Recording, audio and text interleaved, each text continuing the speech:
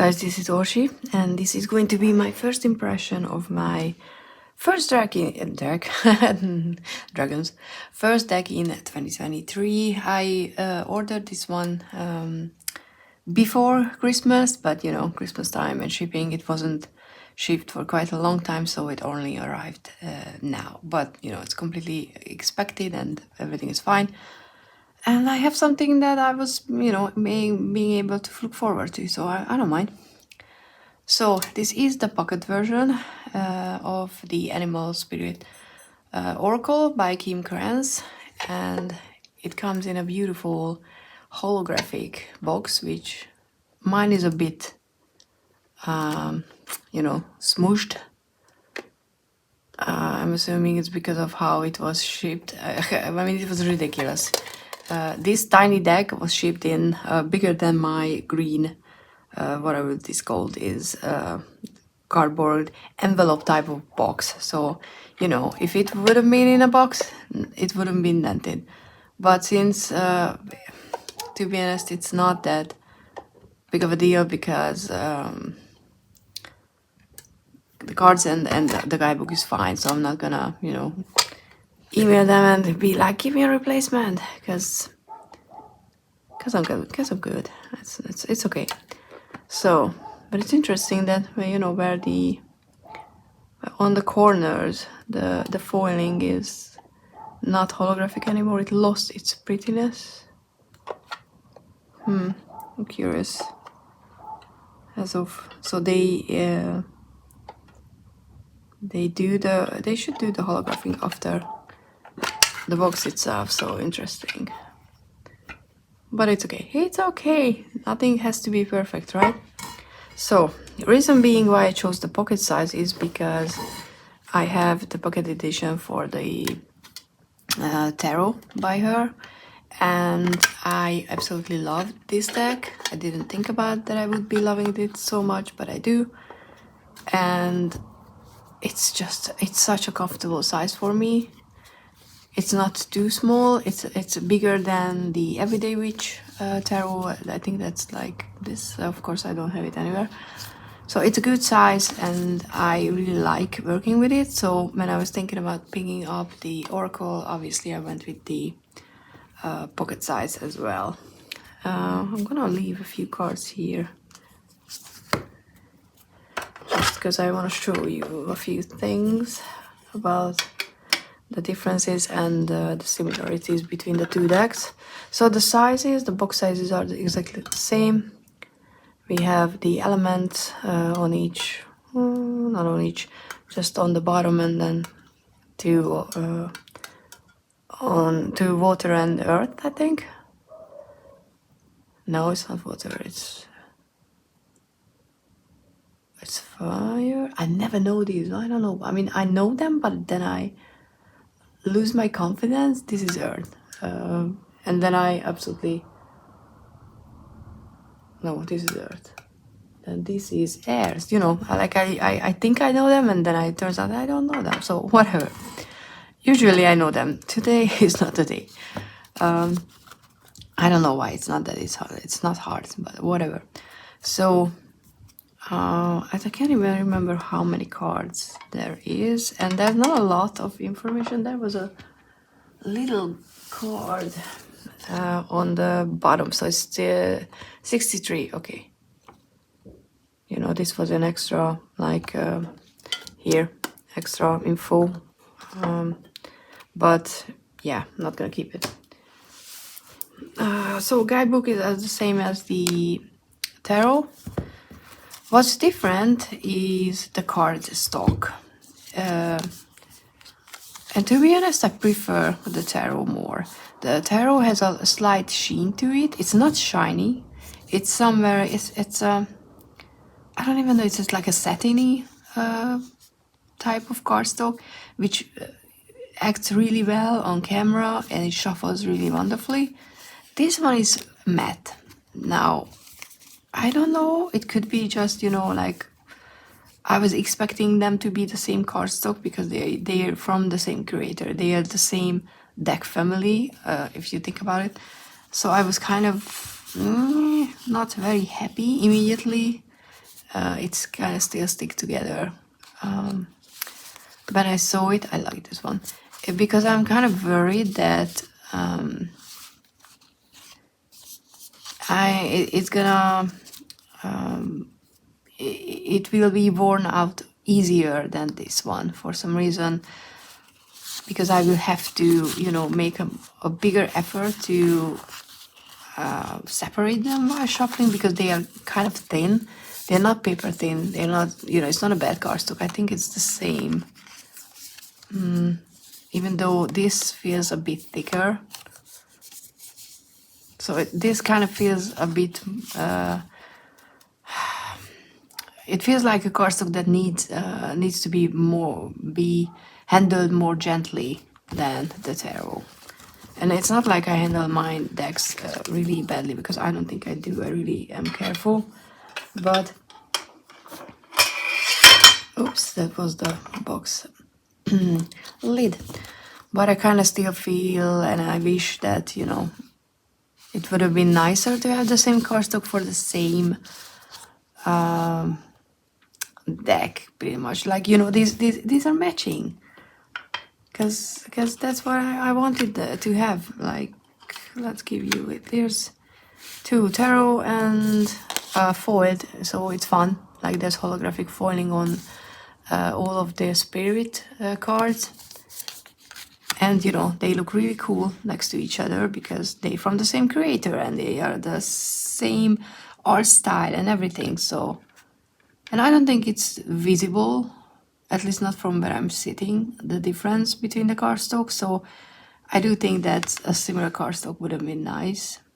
But yeah, we'll see. We'll see if it will be, you know, something that I need to be extra careful with, which I don't want. But yeah, I'm gonna show you a few cards that I like, but yeah. The guidebook is obviously where things lie or live, not lie, live. I really like this stick figure artwork. So there's a nice table of content, which is always good. There's a lot about how to you understand, or you know, what this deck is all about, which is really cool. Like, you know, it's like almost 30 pages. So there's the information where the idea of the deck came from, you know, old I don't even know how to say that. Like, it's coming from, as far as I can see, the primal side of things, you know, back in when we were just animals, pretty much. And there's some info about natural selection, and then there are information about which suit, or, you know, like element means what according to this deck, which I always appreciate, because you get an overall information or overview about what the element is supposed to be in this deck. And, you know, these are information that you can pretty much use in every other deck as well. So, you know, if you're just new and you're starting and you don't know what belongs to the element of earth, then you can get some information just like the other one as well. And of course we have the spirit as well, just like in previous decks. And oh, look at that. There's a little table of content for cheating as well, because yeah. So if you want to learn them and you have a problem, like apparently me, then you can just, you know, copy this page. And then there is the how to use the deck, because you can have a spirit animal if you work with that. I always find it very useful when I haven't read this one, but I appreciate that there's a what to ask section, because I think a lot of people struggle when they just want to get a reading, or when they are starting with tarot or oracles, is I don't know how and what to ask, you know, and these can be very useful. And I appreciate as well that there's a when to ask it, because Sometimes when you're upset, you're overly emotional. That's exactly the time when you're not so. I don't like my experience. You're better off not touching the cards because it's just gonna reflect how you're feeling. It's not gonna be able to get through to you if you're wrapped up in a certain emotion. Like I said, my experience. Caring for the decks, yeah, be kind. And then some cutting and spreads, which we're gonna look into once I do the 3 decks on the table with this. There's a card order, which I haven't seen yet. And more about the animals. And then we have one page with the illustration, which is useful for the card. I think it's 1 per 1 as far as I was seeing. There are the keywords, and then there's a description. And this is really useful. When in balance, it's inner strength, yearning to grow. When out of balance, withdrawal, lethargy, heaviness. I think I'm embodying the bear's second part of the energy. And then what you can do to bring it into balance, movement and exercise. Yeah, but I want to sleep.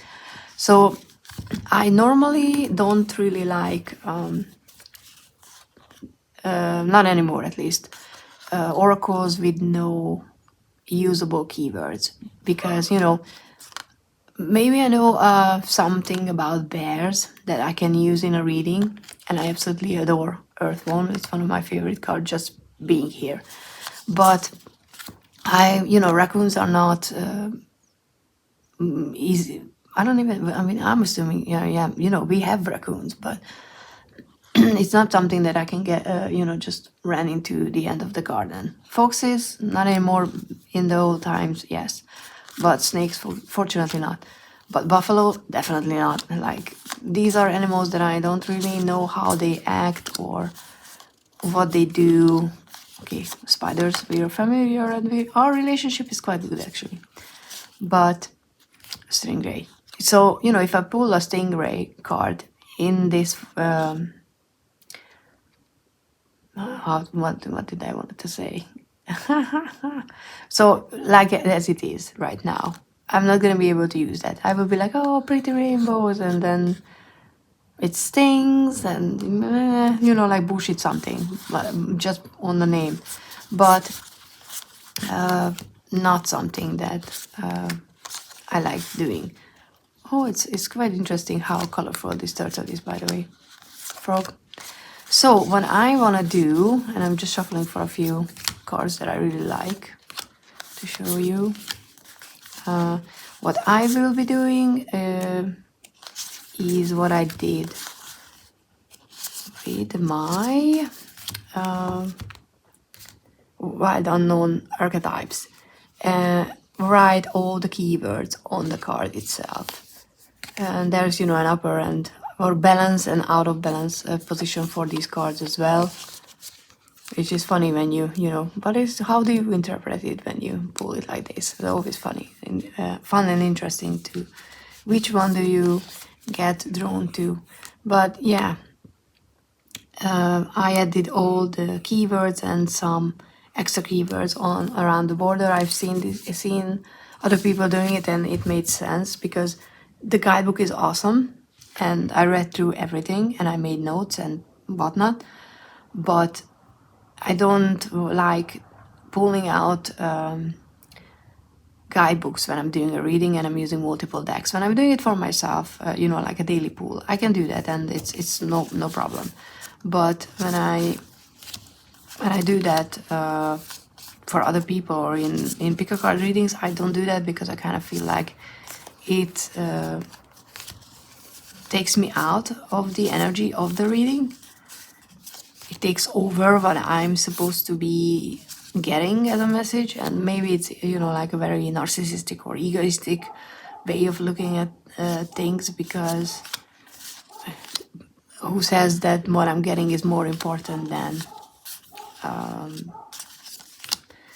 what the guidebook has? But in the moment, I always feel like I should go with what I'm feeling more than what I'm reading.